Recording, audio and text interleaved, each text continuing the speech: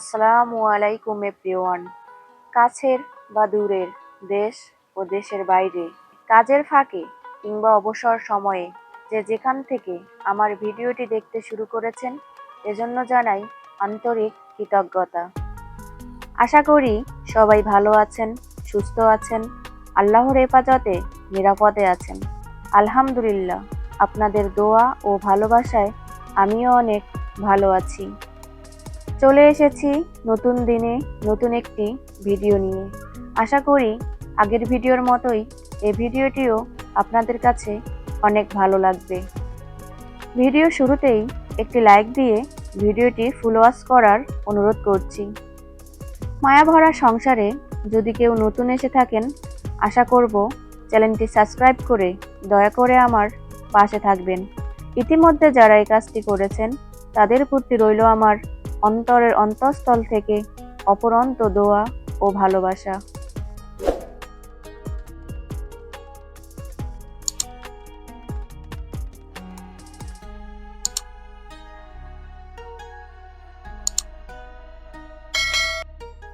দিনটা ছিল রবিবার।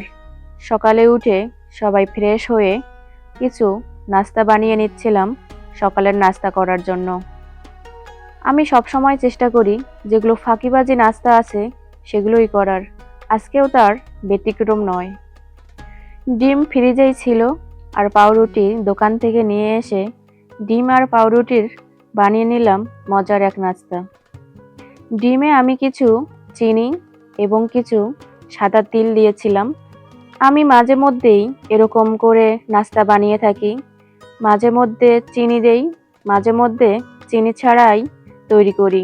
আজকে চিনি দিয়েছিলাম, সাথে কিছু সাদা তিল দিয়েছিলাম। সাদা তিলটা দিলে দেখতে এবং খেতেও অনেক ভালো লাগে।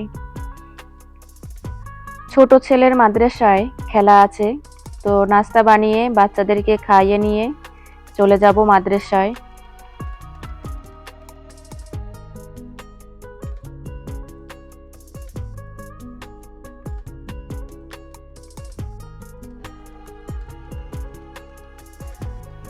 নাস্তা বানিয়ে ছোট ছেলেকে খেতে দিয়েছি আর সজীবের জন্য রেখে দিয়েছি চা বানিয়ে, তারপর ওকে খাওয়াবো। তো আজকে বানিয়েছিলাম আদা দিয়ে, লবঙ্গ দিয়ে রং চা। ছোট ছেলে রং চা খেতে চায় না, তো দুধ ভিজাতে ভুলে গিয়েছিলাম সকালে। এখন ভিজালে অনেকটাই দেরি হয়ে যাবে। আমার কাছে দুধ চা রং চা দুটোই ভালো লাগে, যখন যেটা ইচ্ছা করে তখন সেটাই করি। কিন্তু ছোট ছেলের দুধ চা পছন্দ বলেই বেশিরভাগ সময়েই দুধ চাই করতে হয়।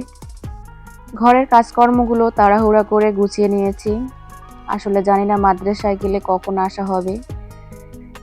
তো সকালের নাস্তা শেষ করে সজীবকে খাওয়াই নিয়ে চলে যাব মাদ্রাসায়।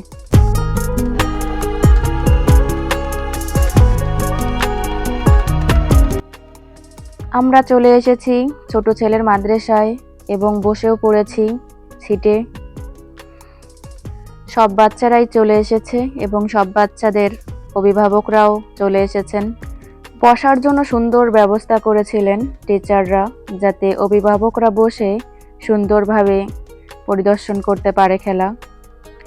এবং দুপুরে খাওয়ার ব্যবস্থাও করেছিল, যেহেতু খেলা শেষ হতে বিকাল পর্যন্ত সময় লাগবে, এজন্য দুপুরে লাঞ্চের ব্যবস্থা করেছিলেন। খেলা শুরু হতে হতে প্রায় 11টা বেজে গিয়েছিল। খেলার আগে বাচ্চাদের পিটি করার জন্য প্রস্তুত করছিলেন টিচাররা। দুপুর পর্যন্ত বাচ্চাদের দৌড়াদৌড়ি খেলা হয়েছিল, দুপুরের পর বাচ্চাদের অন্যান্য খেলা হয়েছিল, কিন্তু আমি দুপুর পর্যন্তই ছিলাম। দুপুরে বাড়িতে আসার পর আর যাওয়া হয়নি। যদিও লাঞ্চের ব্যবস্থা মাদ্রাসায় ছিল, লাঞ্চ ওখানেই দিয়েছিল, বিরিয়ানির ব্যবস্থা করেছিল। ছোট ছেলেকে খাওয়াই দিয়ে আমি সজীবকে নিয়ে আর বিরিয়ানি নিয়ে চলে এসেছিলাম বাসায়। যেহেতু সজীবকে একটু আলাদাভাবে খাওয়াইতে হয়, সেটা আপনারা সবাই জানেন।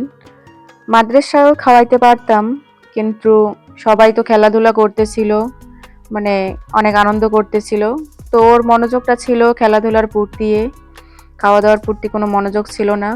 তো আমি সজীবকে নিয়ে চলে এসেছিলাম বাসায়। বাসায় এসে আর যাওয়া হয়নি। সব বাচ্চারাই দুটো করে খেলায় অংশগ্রহণ করতে পারবে, তো আমার ছোট ছেলেও দুটো খেলায় অংশগ্রহণ করেছিল, কিন্তু দুঃখের বিষয় হলো ও কোনো খেলাই জয়ী হতে পারেনি। এজন্য ওর মনটা খুবই খারাপ ছিল, কান্নাকাটি করতেছিল। ওকে যতই বোঝাচ্ছিলাম ততই ও কান্নাকাটি করতেছিল। গত 3 বছর নার্সারি থেকে শুরু করে ক্লাস 2 পর্যন্ত প্রত্যেকটা বছরেই ও জিতে আসছিল। ও আত্মবিশ্বাস ছিল যে আমি পারবই। তো আমার মনে হয় এই পরাজয়টা ওর দরকার ছিল, কিন্তু বাচ্চা মানুষ তো, ও কান্নাকাটি করতেছিল। ওকে বোঝাইতেই পারছিলাম না যে সবাই তো আর জিতবে না, কাউকে না কাউকে তো হারতেই হবে। খেলা যারা অংশগ্রহণ করে সবাই তো আর জেতে না। তো কান্নাকাটি করে খেলার যেগুলো ভিডিও করেছিলাম সেগুলো ও ডিলিট করে দিয়েছিল, আর শুধুমাত্র পিটি করার ভিডিওটাই ছিল। পিটি করার ভিডিওটাই আপনাদের সাথে শেয়ার করছি। আর খেলার যেগুলো ভিডিও করেছিলাম সেগুলো ও বাসায় এসে সব ডিলিট করে দিয়েছিল। তো সারাদিন ওর মনটা খুবই খারাপ ছিল, সারাদিনই কান্নাকাটি করতেছিল। হয়তো এবারেও পারতো, কিন্তু খেলার আগের দিনে প্র্যাকটিস করতে গিয়ে পড়ে গিয়ে হাতে অনেক ব্যথা পেয়েছিল, এমনকি ব্যথায় জ্বরও চলে এসেছিল। একটু হলেও শারীরিকভাবে দুর্বল হয়ে গেছে, এজন্যই হয়তো এবার পারেনি। আর এজন্যই ও একটু বেশি আপসেট ছিল যে আমি কেন কালকে পড়ে গেলাম, কালকে পড়ে না গেলে আজকে আমি পারতাম, এসব বলে বলে কান্নাকাটি করতেছিল। খেলা শেষে পুরস্কার বিতরণের পর ঘোষণা দিয়ে দিয়েছিলেন নির্বাচনের জন্য 5 দিন বন্ধ থাকবে। আমরা সবাই জানি যে 12 তারিখে নির্বাচন, এর জন্য 5 দিন মাদ্রাসা ছুটি। তো ছুটির ঘোষণা পেয়ে সব শিক্ষার্থীরাই অনেক খুশি হয়েছিল। বাচ্চারা তো আর নির্বাচন বোঝে না, ছুটি পেলেই অনেক খুশি। ভিডিওটি যারা দেখতে দেখতে এ পর্যন্ত এসেছেন তাদের প্রতি রইল আমার আন্তরিক কৃতজ্ঞতা। আশা করছি শেষ পর্যন্ত থাকবেন।